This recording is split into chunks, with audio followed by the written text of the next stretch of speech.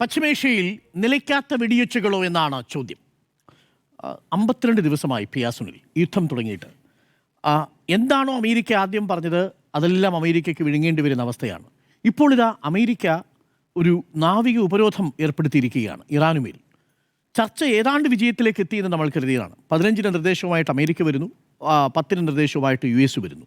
ഒടുവിൽ എങ്ങനെയെങ്കിലും ഈ ഹോർമൂസ് തുറക്കുമെന്ന് കരുതി ഇറാൻ തുറക്കുമെന്ന് പ്രഖ്യാപിച്ചു കഴിഞ്ഞു.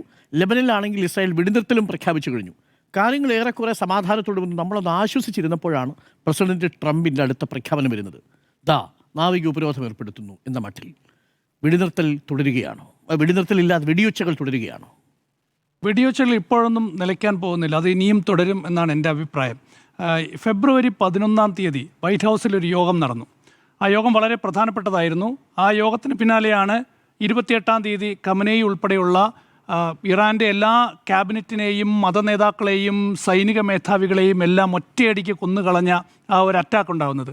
അപ്പോൾ അതിനു മുൻപ് വൈറ്റ് ഹൗസിൽ നടന്ന ആ യോഗത്തിൽ അമേരിക്കൻ സൈന്യത്തിലെ ഒരു മേധാവി കെയ്ൻ എന്നാണ് അദ്ദേഹത്തിൻ്റെ പേരെന്നാണ് എനിക്ക് തോന്നൽ, അദ്ദേഹം പറഞ്ഞു, ഈ അറ്റാക്ക് നീക്കം അല്ലെങ്കിൽ ഈ പ്ലാൻ ഇത് വലിയ തിരിച്ചടി ഉണ്ടാക്കും. കാരണം ഇറാനെ നമ്മൾ ആക്രമിച്ചു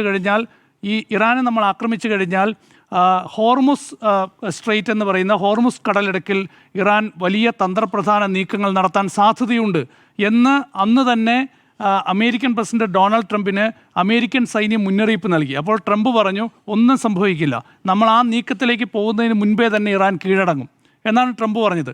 അങ്ങനെയാണ് ഇസ്രയേലിനോട് ഇറാനെ ആക്രമിക്കാനുള്ള അനുമതി കൊടുക്കുന്നത്, ഇസ്രയേൽ ആക്രമണം നടത്തുന്നത്. ഇപ്പോൾ എന്തിനായിരുന്നു യുദ്ധം എന്നൊരു വലിയ ചോദ്യം ഉയരുകയാണ്. ഇപ്പോൾ യഥാർത്ഥത്തിൽ അമേരിക്കൻ പ്രസിഡന്റ് ഡൊണാൾഡ് ട്രംപിൻ്റെ അവസ്ഥ എന്ന് പറയുന്നത് കെണിയിൽപ്പെട്ട എലിയെ പോലെയാണ്. ഇതിൽ നിന്ന് ഊരിപ്പോരാനും പറ്റില്ല. ആരെങ്കിലും ഒന്ന് തുറന്നു വിടുമോ എന്നറിയില്ല, ഇനി ആരെങ്കിലും ഞെക്കിക്കൊല്ലുമോ എന്നറിയില്ല. ആ ഒരു അവസ്ഥയിലാണ് ട്രംപ് എന്ന് പറയുന്നത്. യഥാർത്ഥത്തിൽ ഇപ്പോൾ ഈ പരിഹാസ രൂപേണയൊക്കെ പലരും ചോദിക്കുന്നത്, ഇനി നമ്മൾ എന്ത് ചെയ്യും മല്ലയ്യ എന്ന് നെതന്യാഹുവിനോട് ട്രംപ് ചോദിക്കുന്ന അവസ്ഥയിലേക്ക് കാര്യങ്ങൾ പോവുകയാണ്. യഥാർത്ഥത്തിൽ ട്രംപ് പെട്ടുപോയിരിക്കുകയാണ് ഈ ഒരു അവസ്ഥയിൽ. എങ്ങനെ ഇതിൽ നിന്ന് ഊരിപ്പോകും എന്ന് ട്രംപിന് തന്നെ അറിയാൻ കഴിയാത്ത അവസ്ഥയാണ്. അതുകൊണ്ട് ഇപ്പോൾ ട്രംപിനെ കളിയാക്കി ഒരുപാട് ട്രോളാണ്. ടാക്കോ ട്രംപ് എന്നാണ് പറയുന്നത്. അപ്പോൾ ഈ ട്രംപ് ഇപ്പോൾ പറയുന്നതല്ല അടുത്ത ദിവസം പറയുന്നത്, അടുത്ത ദിവസം പറയുന്നതല്ല മറ്റന്നാൾ പറയുന്നത്. അപ്പോൾ ഇറാനെ സംബന്ധിച്ചിടത്തോളം ഇറാൻ ഇത് വൈകാരികമായി ഏറ്റെടുത്തിരിക്കുന്ന ഒരു പോരാട്ടമാണ്. കാരണം ഒരു കാരണവുമില്ലാതെ ഇറാന് നേരെ ഒരു ആക്രമണം നടത്തി എന്ന നിലയിലാണ് ഇറാൻ ഇതിനെ കാണുന്നത്. അതുകൊണ്ട് വൈകാരികമായി ഏറ്റെടുത്തിരിക്കുന്ന യുദ്ധമായതുകൊണ്ട് തന്നെ, ഒരു പോരാട്ടമായതുകൊണ്ട് തന്നെ മരണം വരെ പോരാടുക എന്നൊരു ലക്ഷ്യത്തിലേക്കാണ് ഇറാൻ പോകുന്നത്. കഴിഞ്ഞ ദിവസം ട്രംപ് പറഞ്ഞല്ലോ, ഇറാൻ ഈ ഭൂമുഖത്ത് തന്നെ ഇല്ലാതാക്കുന്ന രീതിയിൽ ഇറാനെ ആക്രമിക്കാൻ പോവുകയാണെന്ന് ട്രംപ് പ്രഖ്യാപിച്ചതിന് തൊട്ട് പിന്നാലെ ഇറാൻ നടത്തിയ ആഹ്വാനം എന്ന് പറയുന്നത് എല്ലാവരോടും, അമേരിക്ക പറഞ്ഞത് ഇറാനിലെ എല്ലാ പവർ സെൻറ്ററുകളെയും ആക്രമിക്കാൻ പോകുന്നുവെന്നാണ്. ആ ഏരിയയിലേക്ക് എല്ലാ ആളുകളോടും വരാൻ പറയുകയും എല്ലാ പോരാളികളോടും വരാൻ പറയുകയും കൈകോർത്ത് നിന്ന് ചങ്ങലകൾ തീർക്കാൻ പറയുകയാണ്. അതായത് അമേരിക്ക മിസൈൽ അയക്കും എന്ന് പറയുന്ന ഇടത്തേക്ക് എല്ലാവരും ഒത്തുചേർന്നുകൊണ്ട് ചങ്ങലകൾ തീർക്കാൻ ആഹ്വാനം ചെയ്യുകയാണ് ഇറാൻ. ആ അർത്ഥത്തിൽ മിസൈലുകളെ ആയാലും അമേരിക്കയുടെ ഈ ഭീഷണിയെ ആയാലും ആ നിലയിൽ നേരിട്ട് മുന്നോട്ട് പോവുകയാണ് ഇറാൻ എന്ന് പറയുന്നത്. അതുകൊണ്ട് തന്നെ ഇറാനെ പരാജയപ്പെടുത്തുക അത്ര എളുപ്പമേ അല്ല. ഈ ഇറാനുമായുള്ള ഈ ഒരു പോരാട്ടത്തിൽ, ഇസ്രയേലുമായി ചേർന്ന് നടത്തിയ ഈ നീക്കത്തിൽ അമേരിക്കയുടെ എല്ലാ യുദ്ധതന്ത്രങ്ങളും പൊളിഞ്ഞു എന്നുള്ളതാണ് ഓരോ ദിവസം കഴിയുമ്പോഴും നമ്മൾ മനസ്സിലാക്കുന്നത്, വ്യക്തമാകുന്നത്. അമേരിക്കയുടെ എല്ലാ യുദ്ധതന്ത്രങ്ങളും പൊളിഞ്ഞു. ഇറാനെ സംബന്ധിച്ച് അമേരിക്ക കണക്ക് കൂട്ടിയ എല്ലാ കണക്കുകൂട്ടലുകളും പാളി എന്നുള്ളതാണ്. ഇറാനെ അണ്ടർ എസ്റ്റിമേറ്റ് ചെയ്തു. ഇറാനെ ആക്രമിച്ചാൽ ഇറാൻ കീഴടങ്ങും എന്നുള്ള യുദ്ധതന്ത്രം പാളി. ഇറാന് വലിയ സൈനിക ശക്തിയില്ല എന്നുള്ള യുദ്ധതന്ത്രങ്ങൾ പാളി. അങ്ങനെ നമ്മൾ നോക്കിയാൽ അമേരിക്ക യഥാർത്ഥത്തിൽ പരാജയപ്പെട്ട് നിൽക്കുകയാണ്. എത്ര സാമ്പത്തിക നഷ്ടമാണ് അമേരിക്ക നേരിടുന്നത്. അമേരിക്കയെയും ഇസ്രയേലിനെയും ആക്രമിക്കാൻ ഇറാൻ ഉപയോഗിക്കുന്ന ഈ ഡ്രോണിന് വെറും 25,000 രൂപയുള്ളൂ.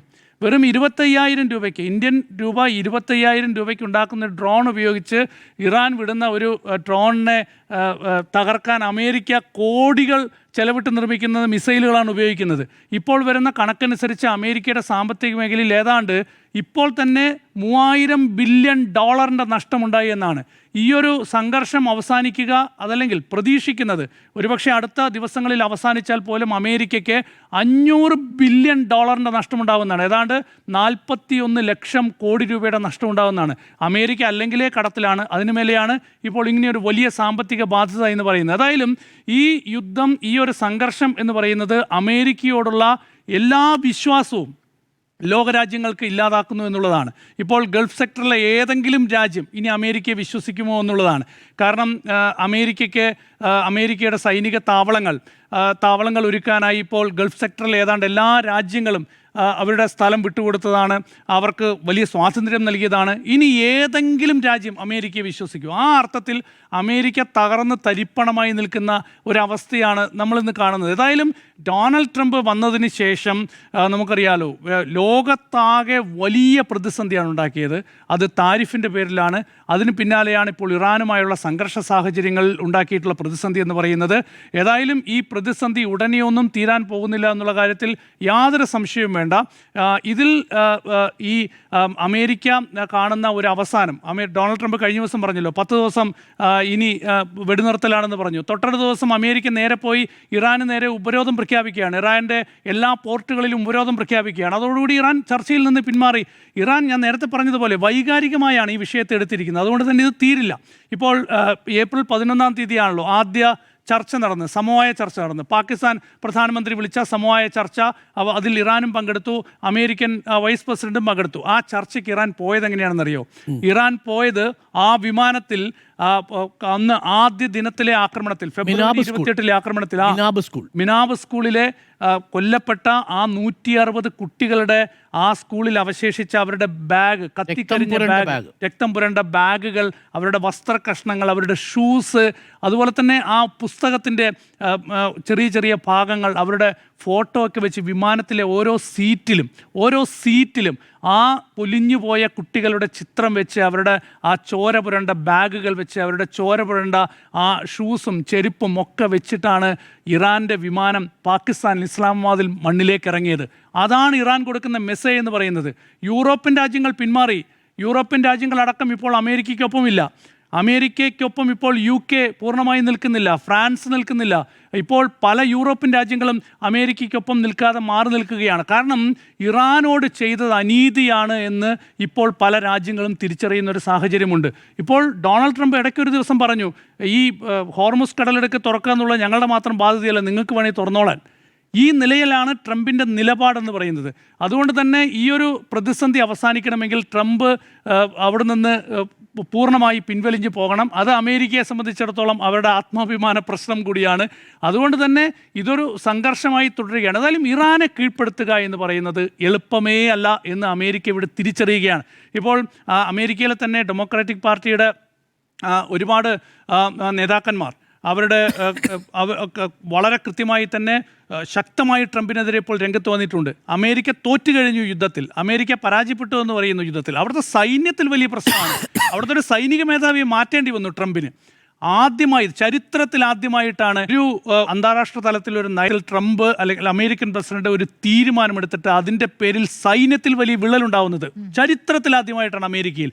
ആ നിലയിൽ സൈന്യത്തിൽ വലിയ പ്രതിസന്ധി നേരിടുന്നു, അവിടുത്തെ സാമ്പത്തിക മേഖലയിൽ വലിയ പ്രതിസന്ധി നേരിടുന്നു, അവിടുത്തെ ജനങ്ങൾ വലിയ പ്രതിസന്ധിയിലാണ്. സാമ്പത്തിക രംഗത്ത് വിലക്കയറ്റം അതിരൂക്ഷമാണ് അമേരിക്കയിൽ. അപ്പോൾ ആ നിലയിൽ ട്രംപിൻ്റെ എല്ലാ പിന്തുണയും അമേരിക്കയിൽ തകർന്നിരിക്കുന്നൊരു സാഹചര്യം. മാത്രമല്ല ലോകരാഷ്ട്രങ്ങൾക്ക് ട്രംപിൻ്റെ മേലുള്ള വിശ്വാസം തകർന്നിരിക്കുന്നൊരു സാഹചര്യം. ഇനിയെങ്കിലും ട്രംപ് എത്രയും വേഗം ഇവിടെ നിന്ന് പിൻവലിഞ്ഞ് ഓടുന്നതാണ് നല്ലത് ട്രംപിനെ സംബന്ധിച്ചിടത്തോളം. പക്ഷേ ട്രംപ് ഇതുവരെ അതിന് തയ്യാറായിട്ടില്ല. അതുകൊണ്ടാണ് ഞാൻ തുടക്കത്തിൽ പറഞ്ഞത്, ഇനി എന്ത് ചെയ്യും മല്ലയ്യ. ഏറ്റവും രസകരമായ കാര്യം അറിയോ, ഈ ഇറാൻ്റെ പല രാജ്യങ്ങളിലുള്ള അവരുടെ ഹൈക്കമ്മീഷനുകളിൽ നിന്നും എംബസികളിൽ നിന്നുമൊക്കെയുള്ള അവരുടെ ഒഫീഷ്യൽ പേജുകളിൽ വരുന്ന ട്രോൾ ഉണ്ടല്ലോ, എത്ര രസകരമാണെന്നറിയോ. പിക്ചർ അബീബി ബാക്കി ഹേ എന്ന് പറയുന്ന ഷാറുഖ് ഖാൻ്റെ സിനിമയിലെ ആ ഒരു ഹിന്ദി വേർഡ് നേരെ ഇംഗ്ലീഷിലേക്ക് മാറ്റി, അല്ലെങ്കിൽ അറബിക്കിലേക്ക് മാറ്റി, പല ഭാഷകളിലേക്ക് മാറ്റി ട്രംപിനെതിരെ ട്രോളുകളാണ്. ഈ നിലയിൽ എന്താ പറയുക, അടുക്കി തിരിച്ചടി എന്ന് പറഞ്ഞ് ഇറാൻ നിൽക്കുന്നു. അതുപോലെ തന്നെ സോഷ്യൽ മീഡിയ ആണെങ്കിലും കൃത്യമായി ഉപയോഗിക്കുന്നു.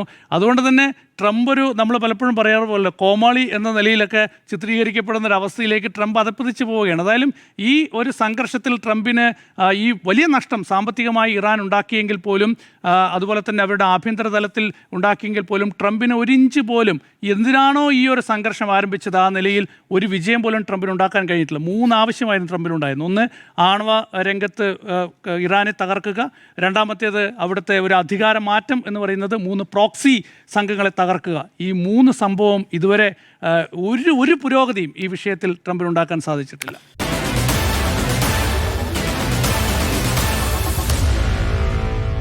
Meet the editors.